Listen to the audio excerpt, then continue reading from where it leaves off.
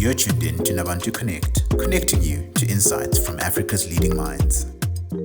Today's episode is a special one because I'm joined by my people, Team Nabantu, some of the best minds in organizational development on the African continent. They're in the trenches every day, supporting leaders and organizations across industries and geographies to navigate complexity and ultimately to be the best they can be. So in this episode, we're pulling back the curtain on what we're seeing in the field.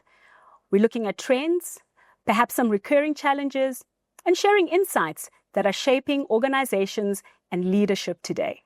So, welcome, Sue, Khai, and Maru. Let's get chatting. I think it's a wonderful opportunity for us as a team to get together. I've been trying to get you onto this podcast for God knows how long. So I'm excited to have you here. So thank you for honoring the invitation. Okay, so I think a good place to start is around OD, right? I mentioned you guys are the best minds on the African continent. I might even say in the world. But I know a lot of people are not familiar with the term.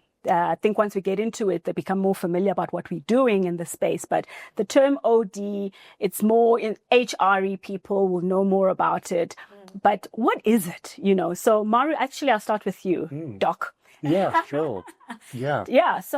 Just give us a little bit of insight in terms of what is the space of OD, this niche people space in business. Thank you, Pepe. So I view it as a systematic approach, scientific approach on how organizations can grow within their people and process space.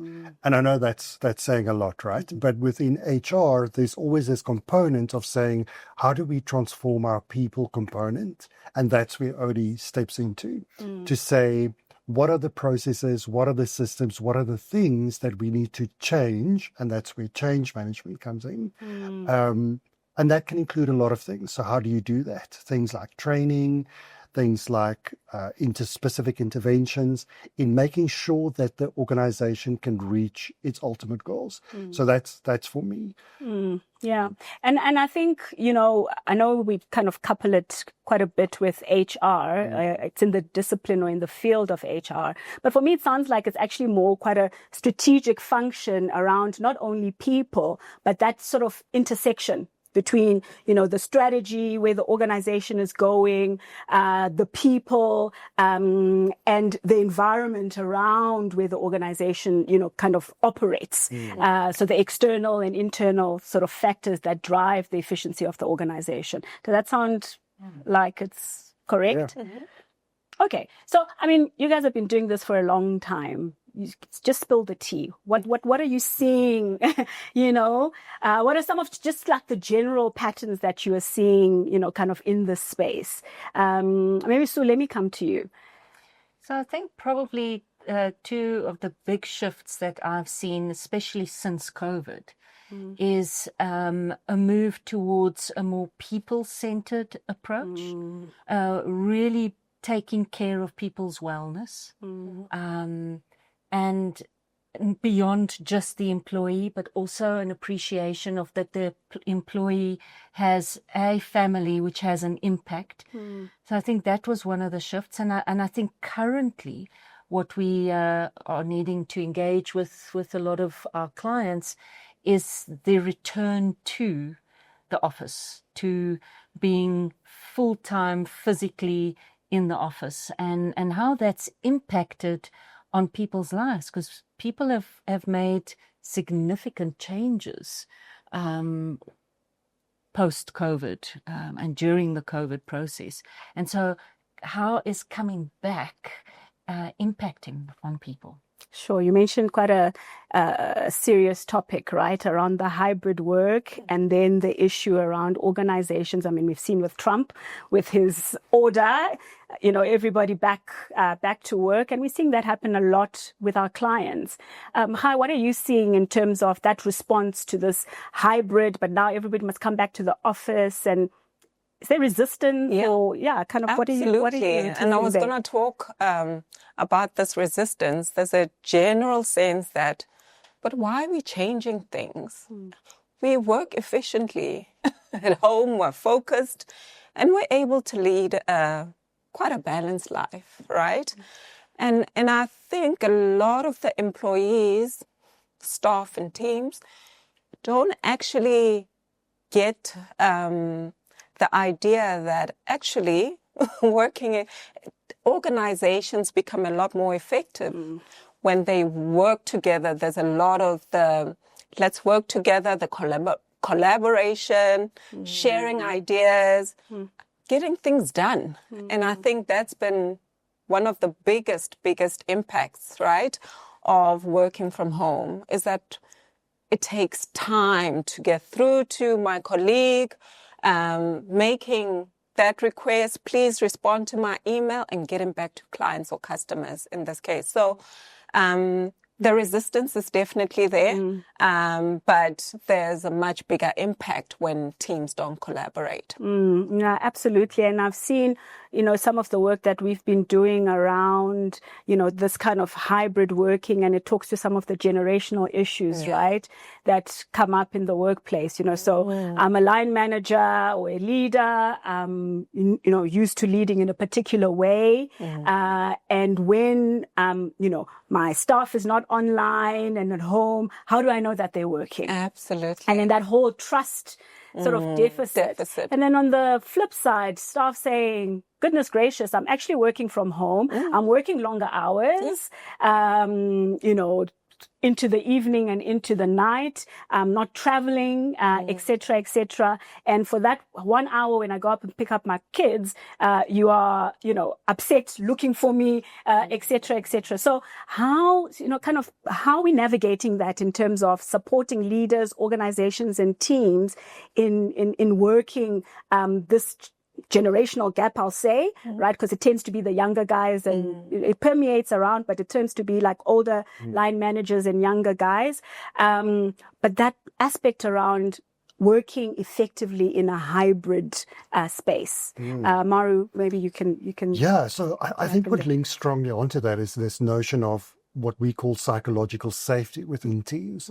So we've seen a lot of that coming through into that model of hybrid or remote or a mixture of both, and the generational aspect.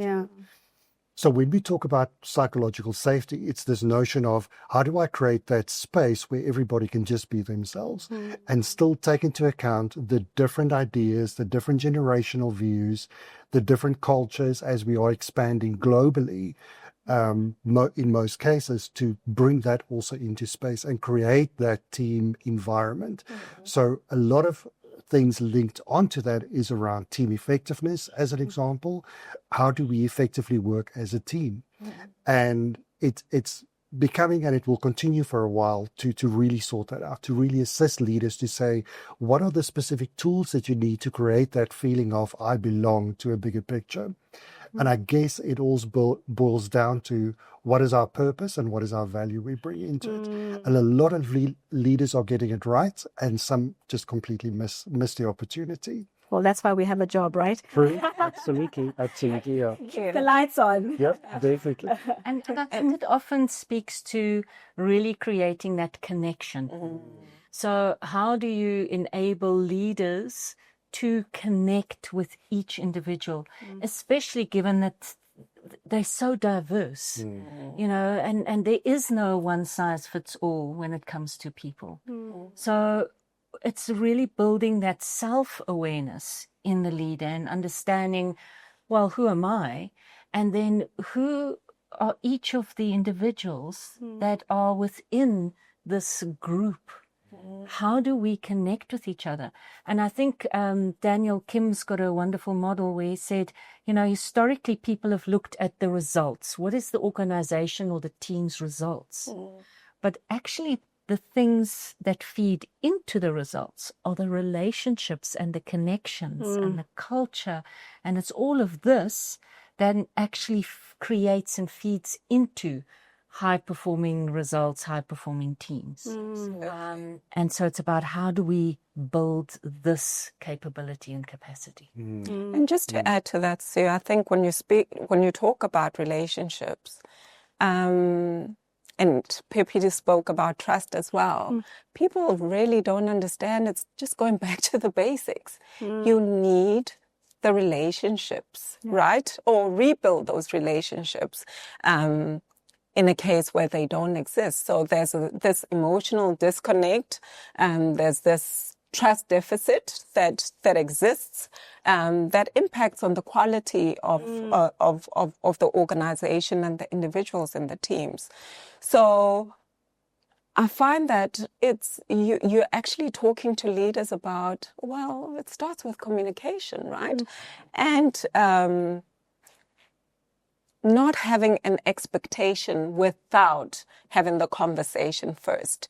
And if the conversations and expectations are not set up front, it does create a gap. And that's where I think the issue of psychological safety comes up, where I feel like I can't trust you enough to be able to really express how I feel and what I'm going through at the moment. And it's because purely the relationships are broken down, and we see that as an impact that's as a result, as a result of the pandemic, right?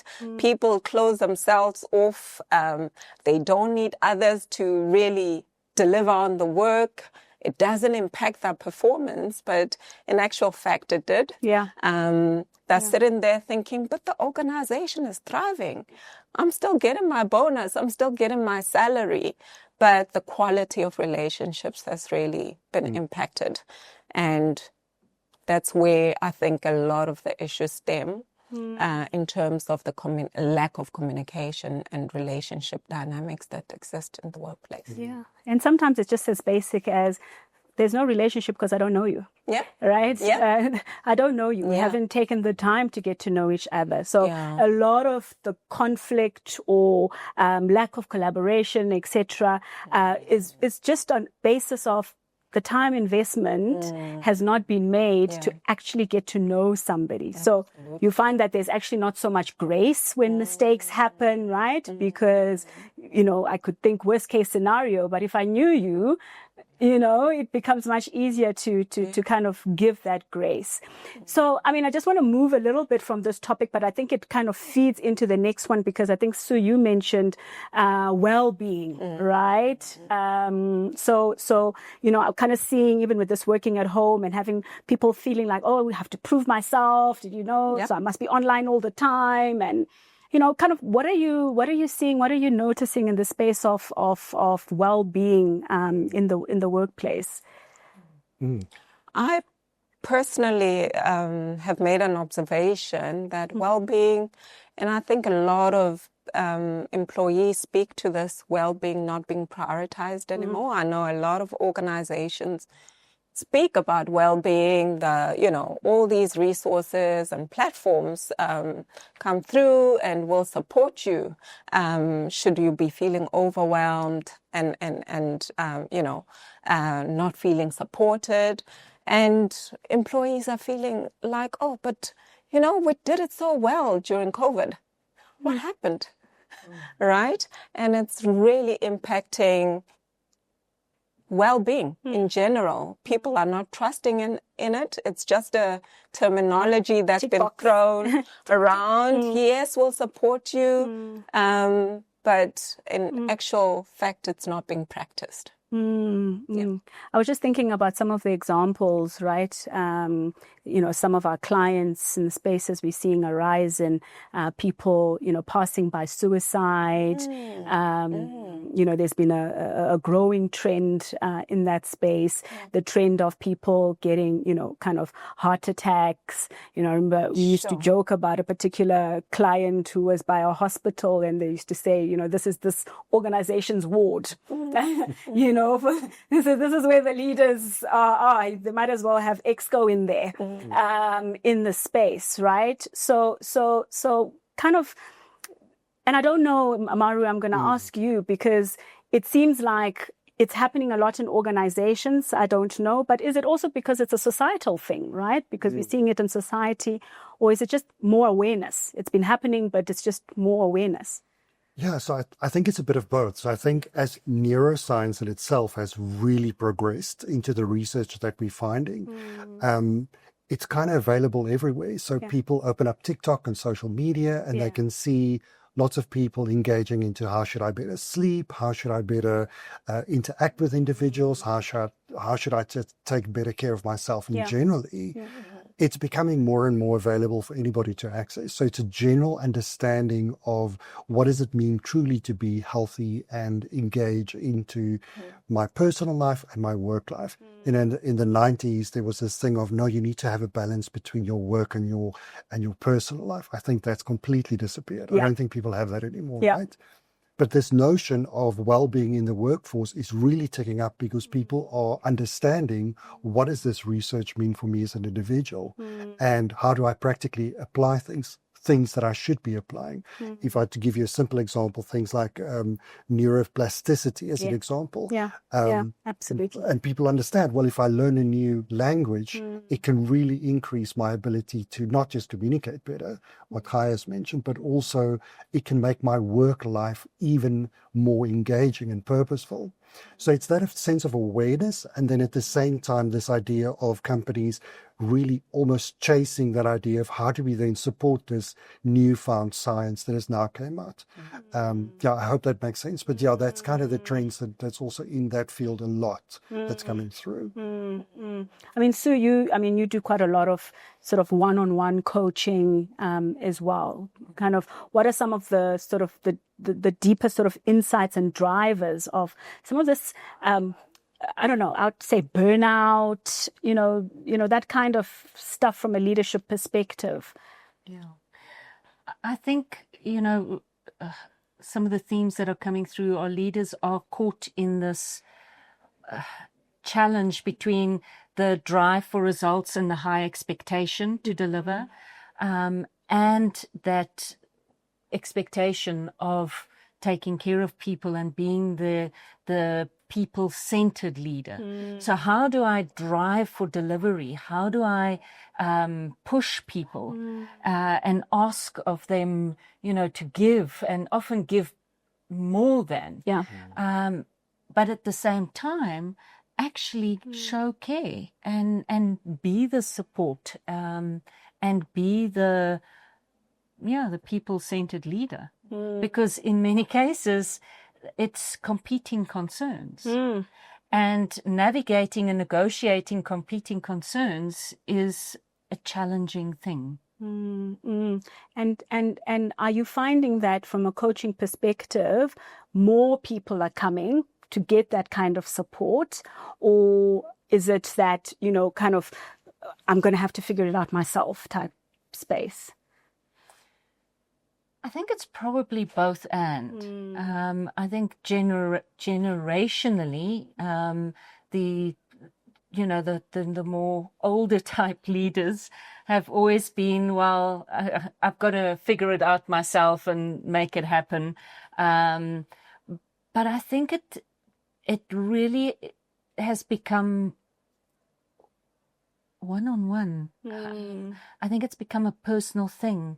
And I think, to Maru's point, as people are becoming more aware of self-awareness, self-management, self-leadership, people are saying, actually, this stuff matters.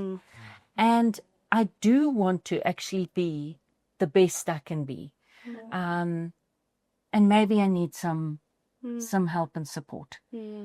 I think what often happens is a lot of people come to coaching to achieve results. So it's very business focused. But as they start the conversation, they start realizing that it's people that deliver on the business focus, and it's people that deliver on the results.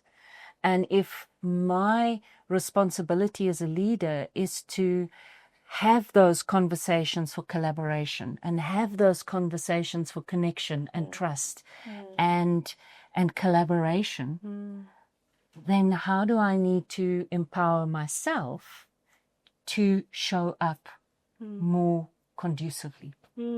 And what's the role of technology, right? Because people will say, yes, it's people, etc., etc. But I've heard a few leaders say, well, no, AI will do that. AI is going to take over, that. So kind of what's the role of technology, AI? How are you seeing it being used, in organizations? And how can we in the space of OD and organizational effectiveness use it to support organizations? Maru, maybe you can start with that. Yeah, sure. So I think for me, what I'm kind of missing from a lot of organizations, if they haven't, because technology is moving so fast, we've seen in the last couple of weeks, DeepSeek has just taken over the chat functions in a sweep of a week. Yeah. So it's really massively moving very, very quickly. And I don't think organizations have got the time or the luxury to stand back and say, what policies do we need to put in place and how do we use this responsibly and ethically? So we're just going with the flow, right? And we're not taking the opportunity to think about what impact does AI physically have on our business. And what I mean with that is a lot of the times the answers that you're getting from AI is, number one, highly intelligent, but it's also very generic. And you've probably noticed it, you see it mostly on LinkedIn when someone uses an AI post, you can immediately see it because there's a lot of emoticons, and you can immediately see it's written by AI. But that same principle is also within business. We have this idea that we can just leave it. But we've seen it in schools where a lot of teachers are battling with the idea of how do we get kids to use this responsibly? Because it's a great tool. It's a massive progressive tool, and it can be used. But we don't take the opportunity to say, hold on, do we have the policies in place? Do we have the HR policies in place to say, what are we allowing this? Are we not allowing this? To what extent are we allowing it? And I'm not saying that we should control everything, but we should really take some time to think about what impact does this have within us. And we're seeing a lot of companies battling with that. And specifically around how do we best prompt AI to give us the best answers? Yeah. And I mean, part of it, if you think about just the emotional landscape in organizations, a lot of anxiety in that space, right? Because if you look at our context from a South African perspective, unemployment rates, being the levels that they are, particularly youth, unemployment rates. And I mean, that's general, even on the continent, you see a lot of that. And then there's this thing that says, oh, yes, the technology is coming, automation, AI, do I still have a job? Will I still have a job? And how do I remain relevant in the work that I do? How are teams and individuals navigating that? And kind of what would you say to organizations, teams, leaders, etc., in that space with that kind of angst in the air, in the spaces? So I think AI is, as you mentioned, Maru, a wonderful it's a wonderful tool. And we've even seen AI being used in coaching. So as coaches, the question is being asked, will AI actually replace us? And I think the conversation we're having with people in business and with organizations is that look at what's happened across the world. There's, in so many cases, industries that have gone full AI that are starting to pull back and saying, yes, AI is powerful. Yes, it can make a huge difference, but we still need that human touch, that human, I come back to the word human-centeredness. So, yes, AI is great, and yes, AI is going to have an impact on certain jobs. So it's not about sticking your head in the sand, but how do we navigate that change in a way that makes sense for the organization and for the people? How do we prepare people to engage with AI? How do we prepare people to start thinking about themselves, their roles, their skills and abilities, and what they bring the value they add in a different way within a different context or a new context. Yeah, I mean, the worst thing is when you get those spam calls or whatever, and then you pick up the call and it's a bloody machine on the other side. You're like, dude, I just want to talk to a human being, right? I just want to talk to a person. And it goes back to what you were talking about, Hai, about relationships, connection, and that's just part of humanity. Okay, the Trump And I effect. think just to add to your point, what I am seeing, especially around our coaching, is that our coachees want more in-person sessions. Yes. Right? Yes. Yeah. Yes. I'm seeing that change, the request to actually, can I meet you in person versus, is this session online? So that connection, people are really seemingly wanting to reconnect with another human being, right? Because I've always been online. How do I rebuild that human connection? That is very much needed. No, absolutely. I was jumping into the Trump effect. Trump. Okay, let's do this. I say the Trump effect because I'm going into another space, right? Trend that we're seeing around DEI, right? And just how it is positioned, spoken about, and approaching, how it's being approached in various spaces. Maru, I mean, this is your kind of area of specialization. Just what's going on there? Yeah. Like what in the world? A lot is going on. So, apologies. So, number one, I think DIE, as we know it, is also transformed. And it's been coming a while, right? I think Trump was just the essence of kind of highlighting it. Apologies. And I think what was kind of obvious was this very critical stance of saying, we don't want this. Take into effect that I think people are fatigued over the concepts of DIE as it was presented for the last decade, because there was a lot of focus on minorities. But the essence of DIE shouldn't go away because it's a humanist. That is part of being human, right? Is us to be different and celebrating our differences and celebrating our uniqueness. And what is now interestingly happening immediately after Trump announced these viewpoints is that the US companies immediately said, we're pulling all DIE functions away, number one. But ironically, they're just changing the names. So now it's called Culture Focus versus DIE. So in OD, we kind of knew that was what it's all about. So that's a good thing. What we're seeing in Europe happening is there's still a huge focus around women's equal pay rights. And in 2026, what will come up is transparency in pay is a huge thing coming in.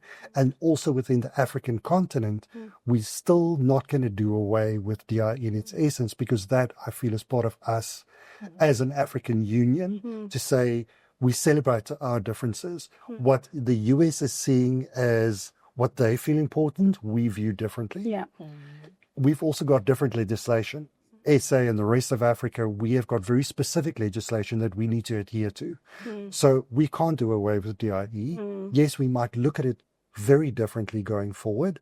And specifically in the US and in Australia, in EU and Australia, the focus on transparency in pay, transparency, are we remunerating females equally as males, which has been coming on for decades, but it's now reached a point where we're saying we have to give attention to this. It's not something we can ignore. And this thing around transparency is filtering into a lot of things. For example, the recruitment processes, the way how companies are advertising themselves into their social responsibility, environmental responsibility. Is this thing actually around, we celebrate DIE, we might call it something different, but it's definitely not going away. So I think it's interesting times, and maybe it was time that this focus was, okay, let's move away from that minority-only focus and let's look at the actual issues. Now, That's my view, Sam. Yeah, I don't know. I mean, part of it, and I don't know whether it's anecdotal yet at this stage, is that it feels like there has been a regression, almost like a couple of steps back. I was just looking at some of the stats around JSE listed kind of companies, talking about, women CEOs. And, so if you look at the JSE, I think something like only 10% of JSE listed companies have women CEOs. I think it is a theme that I've heard come through in some of the conversations I've had is there's really that perception that as women in positions of leadership or power, that they need to fight so much harder to get the same recognition, the same things done, get the same level of acknowledgement and respect. So I think it definitely still is a theme, especially in a lot of the industries we are doing work in. And in fact, often when I have coach matching conversations with very senior women and asking them, what is it that you might look for in a potential coach? One of the things they say to me is, I am probably the only woman in a male-dominated environment. I would like a coach who could help me navigate that. And I mean, doing some of this work, I mean, there's the D, which is the diversity, kind of aspect of it. So women, race, I mean, in our context, race is a thing, and same US, Maru, you were talking about minorities. But one of the big conversations that have been taking place in some of the organizations that I've been working with is, what about the E and the I? Right? That a big part of the focus has been diversity, and not that we've gotten it, right, but some parts of, there's been some spotlight on it. But E is equity. What does that mean, right? What's equity and the understanding of equity and inclusion in the space? And I don't know, kind of from your perspectives, what that E and that I means beyond the diversity. Right. I think for me the essence of it is that, are we doing true equity and inclusion because we think we should, or because we know as a humanist that's part of what we should be aiming for, right? And scientifically, and research shows us that the more diverse, equitable and inclusive a team is, the better they perform and the better the company performs financially. So it makes financial sense to say, I need to have a team that's completely different from the idea what I think it should be doing. I think equity is a bit more difficult because I think in a South African and African context, I think we can teach a lot to the world and how we have implemented legislation to say, what do we consider equitable, and really put our foot down to say, this is what it means. Well, it gets us sanctions. And that's true. It got us a bit of sanctions, unfortunately, but we can teach the world to say, this is how we do it, right? Yeah. This is how we do it in Africa. And we have been doing it for the last couple of decades. And we know it can work. And we know what we're working towards. We're not there yet. But equity means different things for different people. And that's also where the complexity lies. With inclusion, again, I harper on this, but it's about our humanness. So how do I include everyone that's different from me into this team? And that brings us kind of back to this idea of what are we seeing is around team effectiveness. Yeah. If you think about it, that's what it's about, is how do I include everybody into the conversation? How do I allow them enough space, time? And if you want to talk true psychological safety, that's it, right? Including everybody, just making them feel, okay, you're part of a bigger picture and a bigger team. And that's just the humanness. So it's not going away. But equity, it's a bit more difficult. So how do we fix what we've messed up a few decades ago? Yeah. Well, I guess, equity is hard because, there's a letting go of privilege, recognizing, and privilege. understanding Yeah. privilege means, right? Absolutely, in a variety of ways. So there's definitely that aspect of things. What else are you seeing? What else are you seeing? And maybe, touch on what else you're seeing, but it would be lovely, as we get to the tail end, I'm just looking at the time of our conversation to say, if you take your crystal ball and you kind of look or throw your bones and you look into the future, what do you think we should be looking out for this year? And kind of any tips and tricks for those who are listening and watching that, they can take into the world of work. I think what I'm seeing, and a lot of our clients are coming to us with to solve for that team effectiveness issues is really around the generational gap. How much Right? I'm at 2000. Absolutely. And I think it is a difficult one for leaders, right? I've done the way I've done things, it's worked. And now you have to adopt. This is how we do things around here. Take it or leave it, right? And then the resistance happens, but we can do things differently. There's a better way to do it. And you are told, actually, you can't tell me how to do my job. And I think it does affect how teams perform, how teams collaborate, and it can stand in the way. So definitely a theme around that. How do we kind of bridge that gap, that generational gap that we're seeing, and still retain talent? Yeah. Right? Just top of mind, I just, am seeing it become more of a hot topic.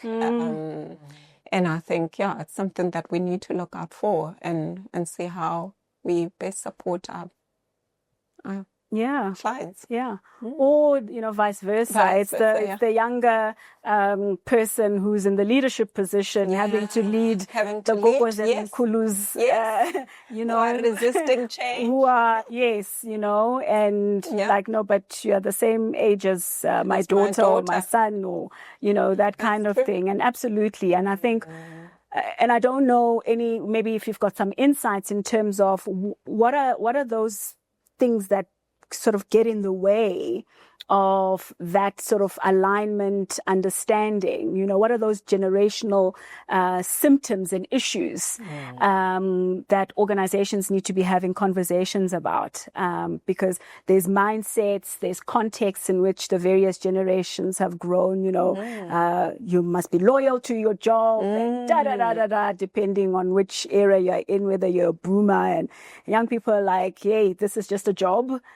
boundaries, so some of those kinds of themes that are coming up. I don't know what you guys are seeing in that space. I think a big one is language. Yeah. The lingo. Are we saying the same thing? Yeah. Just differently? Yeah. And the culture dynamics, right? We did this. My grandparents did this. My mom does this. And I really want to challenge you on this one as my leader.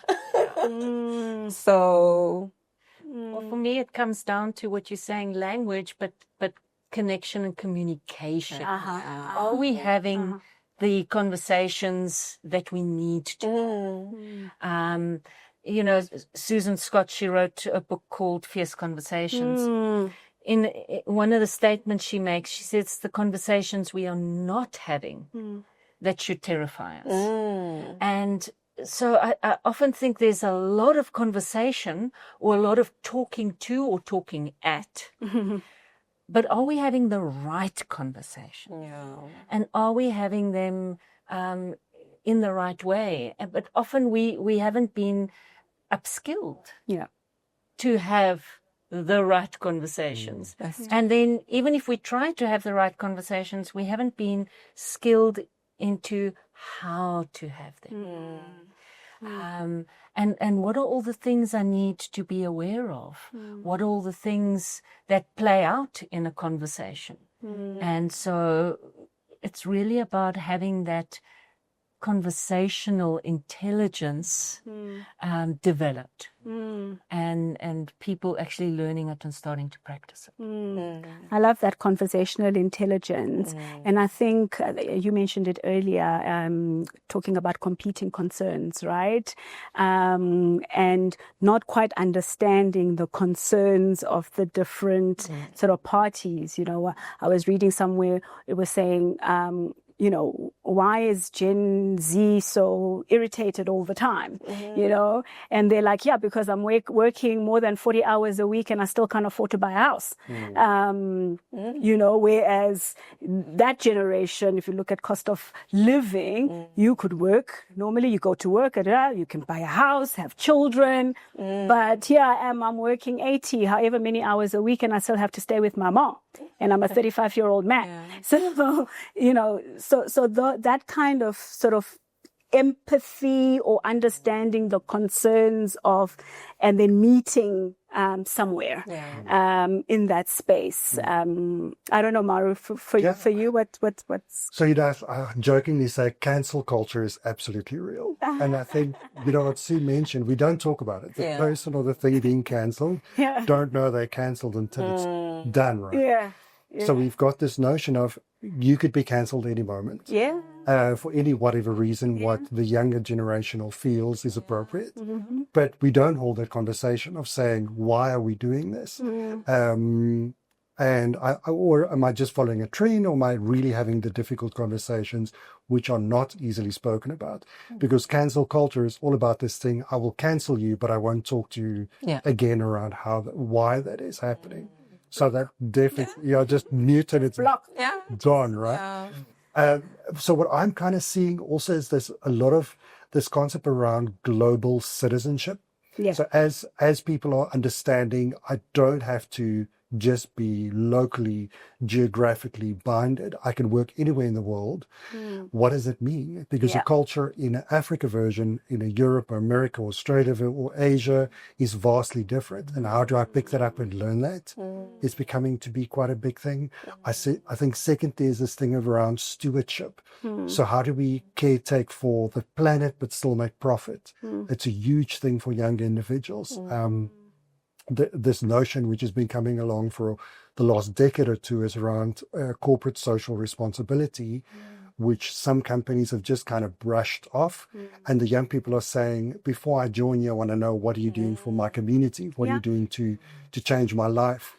And because in an African context, there is a lot of unemployment, but at the same time, what's happening is this notion of what we call a Kazi economy, right? You make it work no matter what, or you are. And interestingly enough, that same principle is now being recognized globally of saying it's called the hustle culture, right? But we've been having it, we've been doing it kind of idea. So I'm very excited about what that can potentially mean for younger individuals. Not necessarily going into this formal corporate job idea, but going into an informal thing where I can still make money and live, and hopefully not live with my parents at 35. I mean, I'm a DJ / accountant / Uber driver / and even with all the slashies, you know, cost of living and all that, you know, becomes an issue. So those are some of the trends and you know, kind of that we are seeing. So we're coming to the tail end of our conversation, and I know we can do part 2, part 3, part 4. But is there like any sort of like lasting thought that, you know, you think like if there's like one takeaway that you want to leave with our listeners in terms of the topic that we've had today? What is that? You know, kind of, guys, if there's something that you can be, if you didn't hear anything in this whole conversation, leave with this thing. Sure. I think for me, it's just to ask the question, what are the conversations that are missing? Yeah. What are the conversations we are not having? Because I think when we're able to identify those, we'll often find that it's the root cause for a lot of the issues we see. Absolutely. Hi. Well, I think for me, it's just for leaders to know that sometimes you don't need to have it figured out. Yep. Right? You'll figure it out as you go along, but it's very important that the communication is there. You bring your people along, and you'll figure it out as you go along. So I think it's very important that they know that, being a leader doesn't mean you have all the answers, and there's definitely an opportunity to collaborate in decision-making processes as well. So yeah, you don't have to have it figured out. Yeah. Yeah. It's way too much pressure, right? And life changes. The world is forever changing, and adaptability becomes a very big part of it. So yeah, just take it easy on yourself. Yeah. I love that. I love that. Maru? I would like to add on to that and just say, remember your humanness. That's it. You don't have to figure it out. Yeah. And you just remember that we're all human. And what does it mean to be human? Just that. Yeah. Yeah, I love that. I love that. With all the craziness happening in the world, with all the weird and sometimes wonderful things, it's actually just getting back to our humanity and bringing that as a starting point. Well, guys, we did it. We made it. Thank you. We made it through. But definitely part 2, part 3, because I think there's just so much to unpack and there's just so much we can share. Thank you. Yeah, loved having you. Awesome. You've been listening to Nabantu Connect. Subscribe on Spotify, Apple Podcasts, and YouTube for more.